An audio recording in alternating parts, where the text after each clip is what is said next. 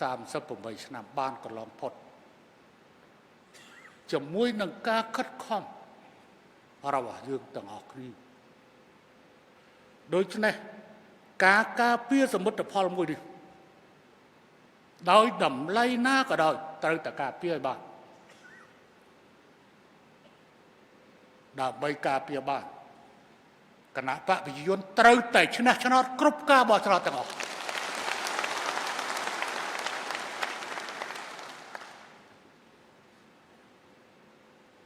សូមកុំភ្លេចថ្ងៃ28 ខែកក្កដា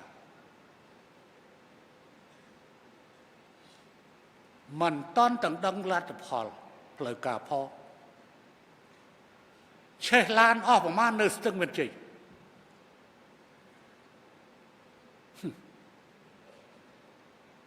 ណែឯងធ្វើសកម្មភាពច្រើនទីកន្លែង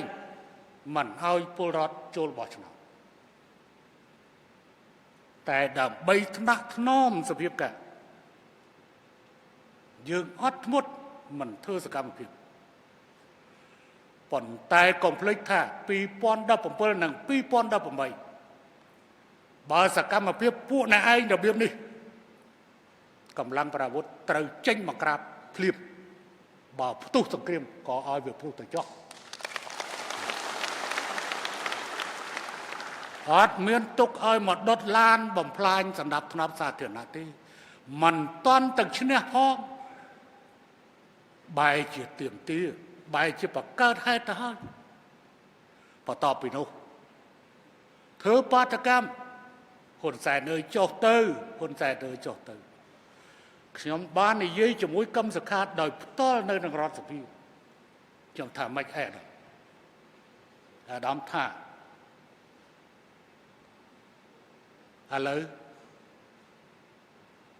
បើមិនចុះមាននឹងងួនឲ្យចុះ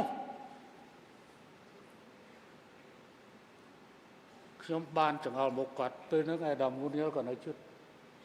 ខ្ញុំថាអាដាមបើសិនជាអាដាមសម្រេចធ្វើថ្ងៃនេះគឺជាថ្ងៃបុណ្យខ្មោចអាដាមទេ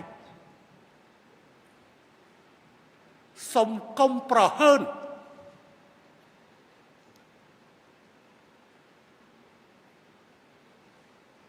អ្នកឯងមិនតន់ឈ្នះអ្នកឯងទៅប្រកាសនៅស្រុកស្អាតបោះឆ្នោតរួចហើយដឹងហើយលទ្ធផលអ្នកណាប្រមាណហេតុអីក្រោយការបោះឆ្នោតគេប្រើពាក្យថាវាជាឱកាសល្អបំផុតសម្រាប់ការផ្លាស់ប្ដូរនៅឆ្នាំ2013នេះមានន័យដូចម្តេចទៅសូមកុំភ្លេច headquarter របស់អ្នកឯងគឺมันអាចទប់ទល់បានជាមួយនឹងកម្លាំងដ៏ស្មោះត្រង់របស់រាជរដ្ឋាភិបាលស្របច្បាប់នោះទេហើយក៏បានឃើញអ្នកឯងរត់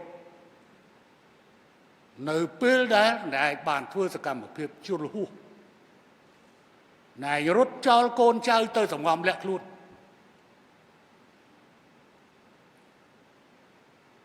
សូមប្រមានទុកឲ្យហើយកុំឲ្យសភាពការឆ្នាំ2013វិលវិញទាំងមុនបោះឆ្នោតនិងក្រោយការបោះឆ្នោត